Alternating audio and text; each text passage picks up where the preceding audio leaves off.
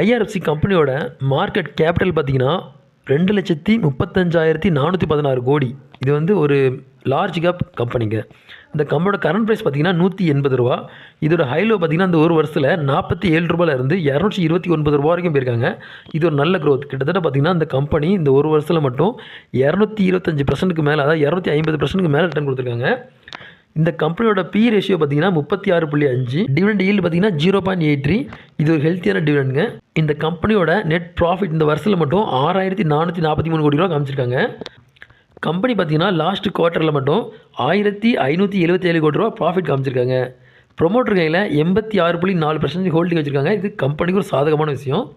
இந்த கம்பெனியோட positive news என்னென்னா, இந்த கம்பெனி பார்த்திங்கன்னா டிவிடெண்ட் வந்து அதிகமாக கொடுக்குறாங்க. இது ஒரு கம்பெனிக்கு பாசிட்டிவான நியூஸ்.